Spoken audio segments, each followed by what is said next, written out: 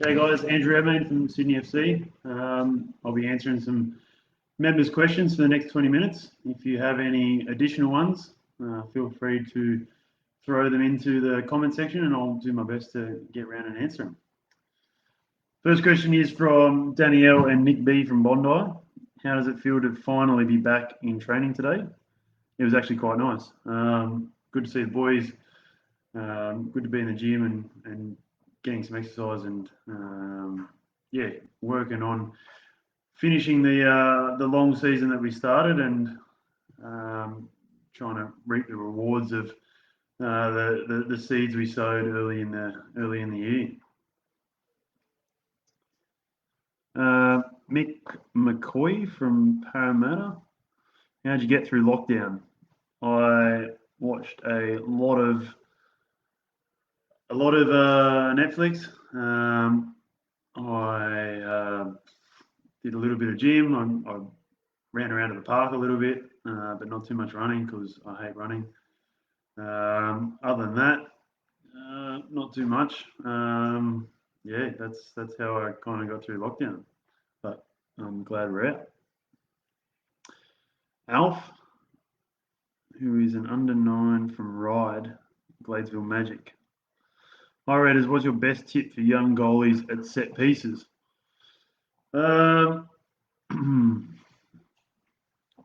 You got to take responsibility as a goalkeeper. At the end of the day, you're the one that has to pick the ball out of the back of the net if it goes in. So you have to make sure that everyone's set up appropriately and doing their jobs.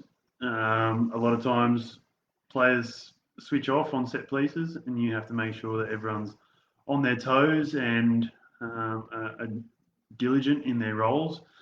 And I think that's the hardest thing for goalkeepers is to make everyone accountable and keep them on their toes. And like I said, at the end of the day, you're the one that has to pick the ball out of the back of the net. So if you can prevent that by communicating and keeping people switched on and doing their job, then you're doing your job in return. The D train. What's the first exciting thing you did after lockdown? Not much. Went back to training. Seth Mostyn via email. What did you feel when you transferred from Wanderers to Sydney FC? Pure elation is what I felt. For, I guess, more reasons than one. I'll leave that there. Cam from Ramwick. What's the most important thing to focus on as a goalkeeper during games? You just need to stay in the game. I think for me, mentally, you just need to stay in the game, and I do that through communication. Some games are harder than others to keep up communication during the game. But just communicating with your defenders and constantly staying in the game mentally, I think is the biggest focus that goalkeepers need during games. You never know when you're going to need to be called upon. Even if the team's dominated for the whole game, you might have a crucial save right at the end to save a point or get the win, and you need to be ready for that one moment. So staying mentally in the game is probably the biggest thing. Charlie from Paddington, who was your goalkeeping inspiration growing up? I had a couple. Obviously, there was some very good Aussie goalkeepers playing in Europe. Mark Schwarzer, Zelko Kalac. Looked up a lot to those players, those men. Also looked up a lot to Oliver Kahn, the Germany keeper at the time when I was young. I thought he was a beast in goals and very brave and courageous in what he did. So I kind of try and influence or take their influence into my game. And I don't know if I'm anything like him, but I enjoyed watching them when I was growing them up. Chloe Barnett from Brighton Les Sands. What would you say is your biggest moment of your career and why? Um, for me, I think the biggest moment of my career was probably representing Australia. It's something that all kids dream of, and I think if you're not dreaming of representing your country, then you might be in the wrong kind of sport or wrong field. But that was by far the biggest achievement in my career. But there's been some amazing memories at Sydney FC also, and through my club career and growing up, and you know, they're not to be, I guess, any less um, importance or satisfaction on those moments. But yeah, I think the greatest one in my career was representing my country so far. Tom B from Sydney. How did you know Santalab was going to try and Panenka? And where did the ball go after that? Yeah, I'll answer the second bit first. I've actually asked our video analysis guy who has the kind of zoomed out version of that, where the ball went afterwards, and it went off his camera as well. So we're not sure where the ball ended up. I just kind of punted it as far as I could because I just couldn't believe it came off. But prior to that, prior to the shootout, John Crawley often ran me through penalty takers before the game, and for the grand final, because a penalty shootout was an option, he said, "Do you want to look at it?" And I said, "Not particularly, because you never really know who's going to step up, who's going to be on the field when that happens." But he said, "I'll just show you one player," and that was Santalab. And we just knew that if he was going to take it, more likely it was going to be in the middle third of the goal. And if it was a chip, then it was chipped. But if it wasn't, it would be kind of blasted down the middle of the goal, and I could react if I was in the middle and ready for it. So yeah, I was just couldn't believe my eyes when it was floating towards me.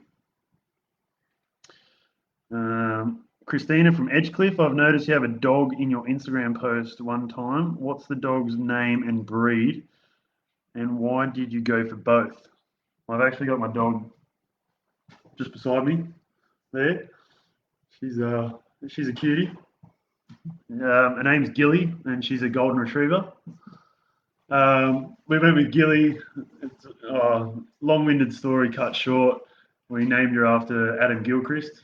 Even though she's a girl, we named her after Adam Gilchrist, and we thought Adam Gilchrist being a good role model, and Gilly for short is pretty cute, so we landed on Gilly. Shannon Stedman, how is your love for Dolly Parton going? Still a fan? Forgotten the reference there. Oh yeah, I made a quote about Dolly Parton. Yes, that was literally a throwaway quote off a Netflix documentary that I watched the day before. That was purely that. Yeah, I wouldn't say I'm a Dolly Parton fan. I couldn't pick her out from a crowd. Ryan McGarb from Moringa. Which of your teammates would you most enjoy sharing a beer or two with? There's not many that I wouldn't share a beer with. I think we have a great team, and we do share a beer all together quite regularly, and I'm very fond of that. I know Ryan Grant's watching, so I'll probably share a beer with him, although it'd probably be more than one or two. Yeah, we often say in the change room that as a mark of a bloke or as a person, we often say, "Would you share a beer with them?" And yeah, that's kind of the mark of person in our sorts. If you could share a beer with them, then yeah, are they a good bloke? And I think everyone in our change room is a good bloke, and I'd share several beers with any of them. Joe Furlow from Harvard. What is your favourite food of choice to go out for, and why? I do love a good pot and palmer.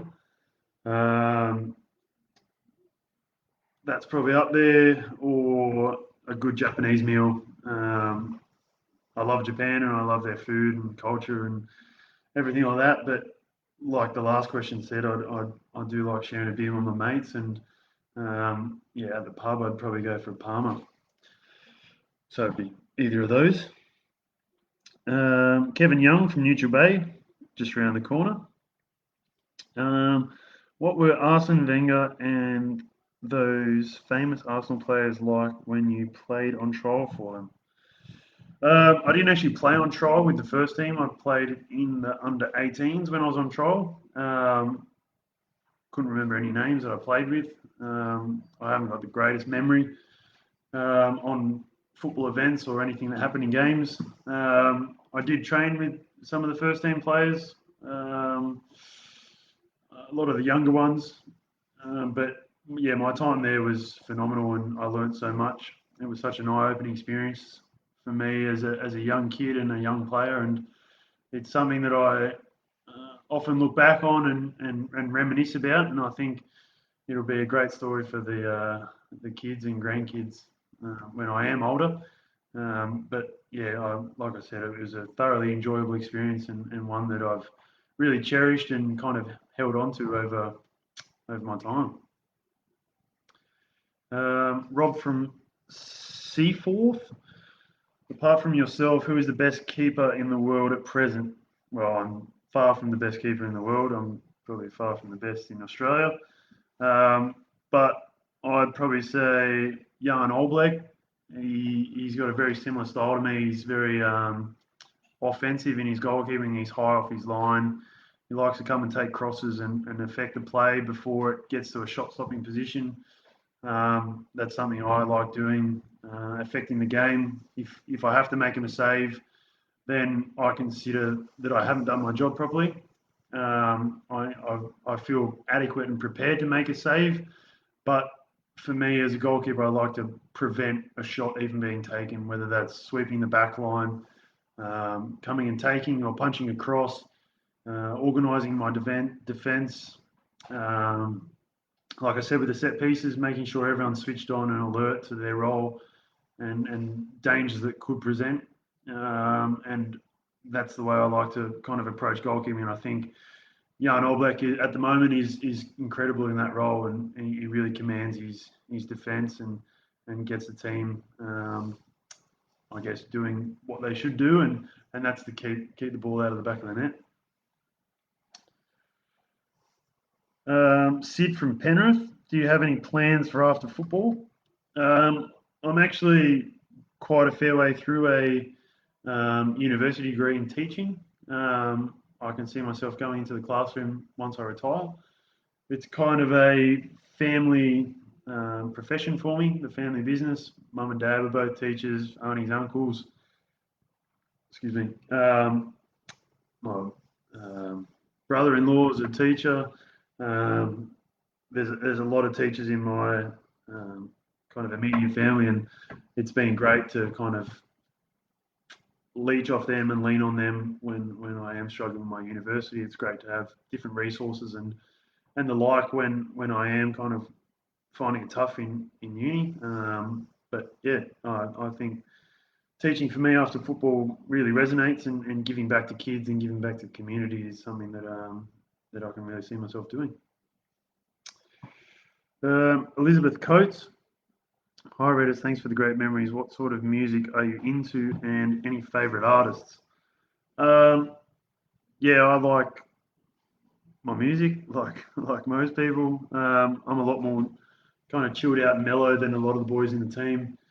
I prefer like a Ziggy Alberts, Jack Johnson, John Butler is a great favourite of mine.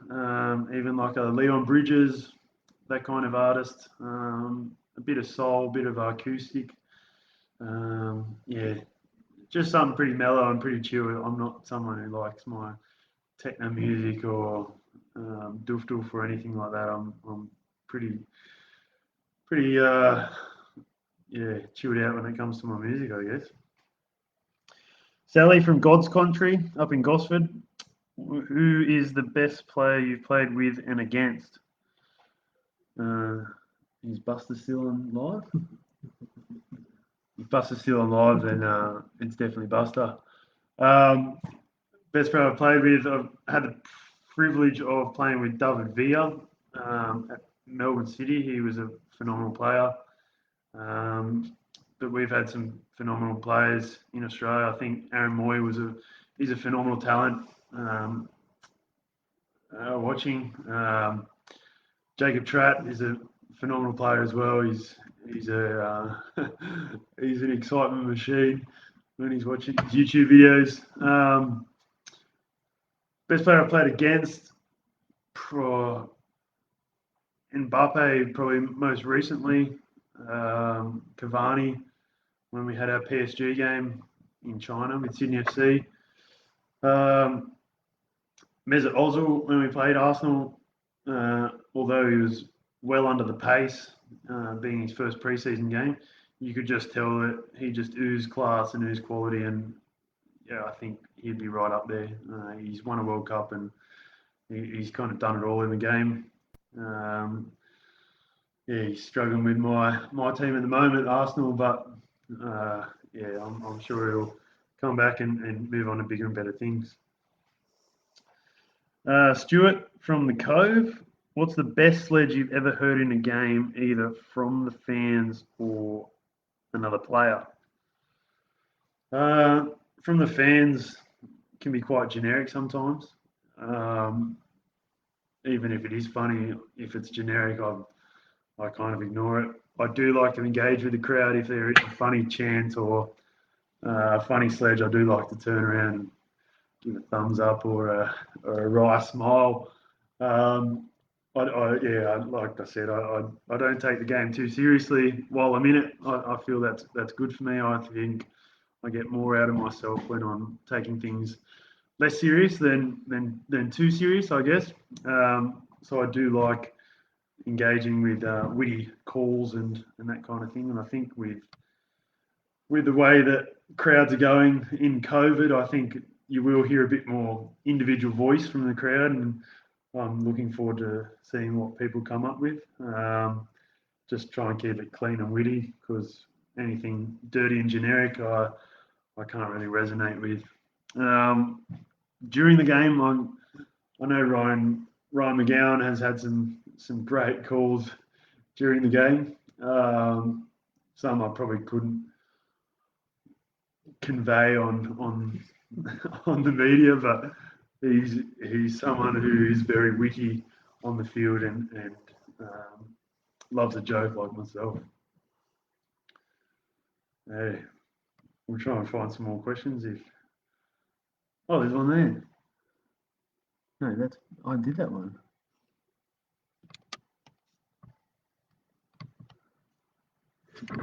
The great memories. Oh, Roscoe. How are you, Roscoe?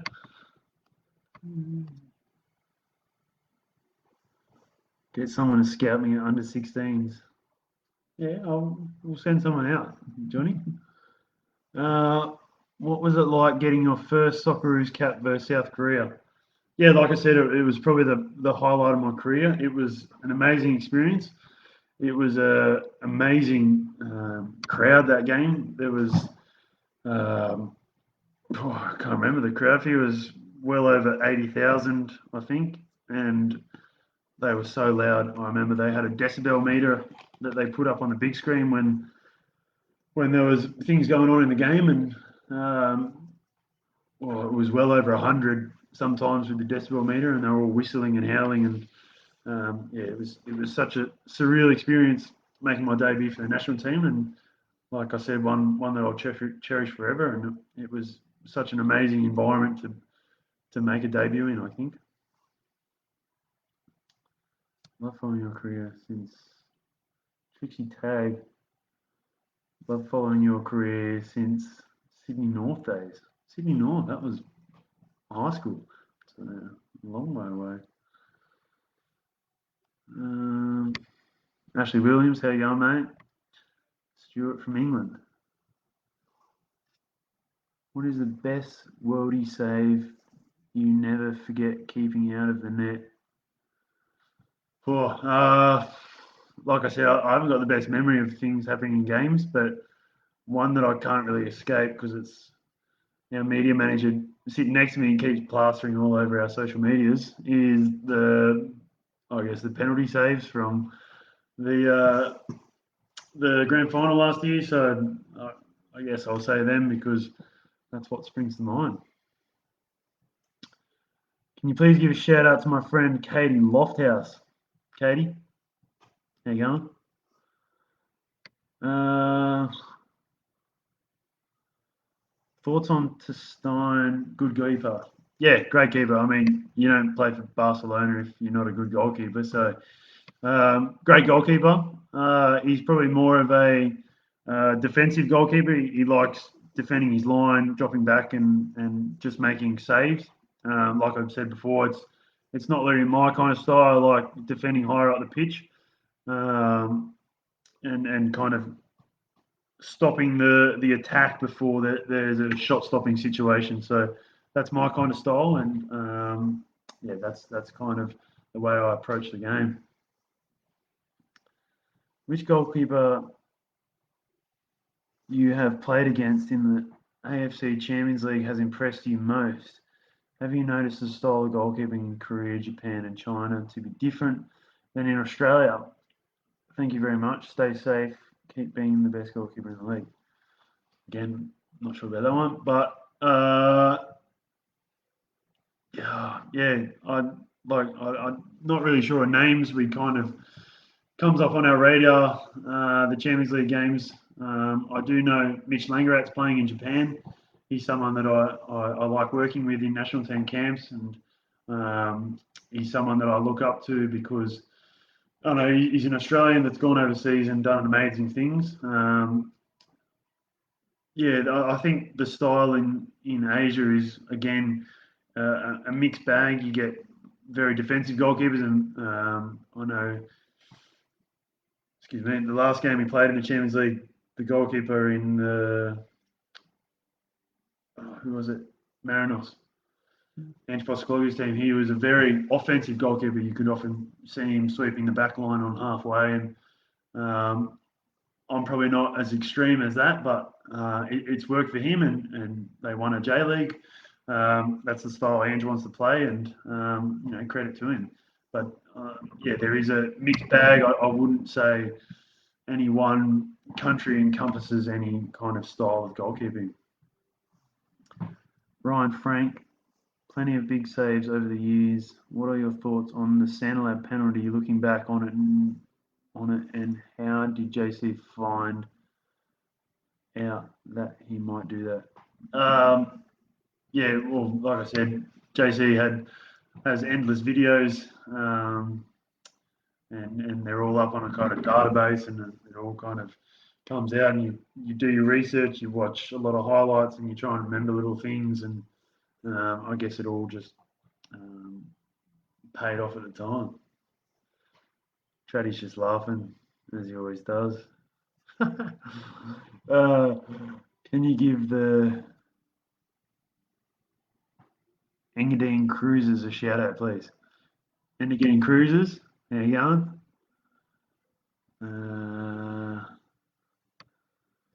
Tips for young goalkeepers: watch the ball, catch the ball, kick the ball. But more importantly, I think talking to the defenders, working on the basic fundamentals of goalkeeping. So, fast feet, lateral speed. You need to be big and strong, and so a lot of gym work, a lot of squats, all those kind of things. So, being a presence on the field, like I said, I like to defend off my line. So, being heard, communicating with the defenders. If a cross comes in, that you can come and get, then come and get it.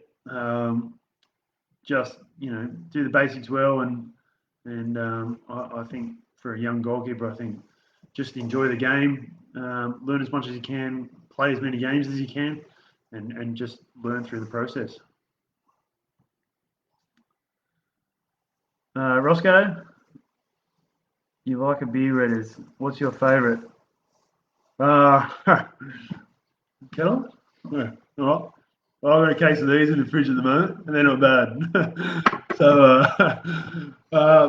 well, everyone, thanks for that. Got to finish my beer with Dave here, and yeah, thanks for the questions, and yeah, hopefully we'll see you at a game soon. If you're one of the lucky ones that might be able to sneak into this 25% of stadiums rule, and hopefully Sydney FC can bring home the bacon and put a couple of extra trophies in the trophy cabinet. And I can't wait to see you all soon. Thanks, guys.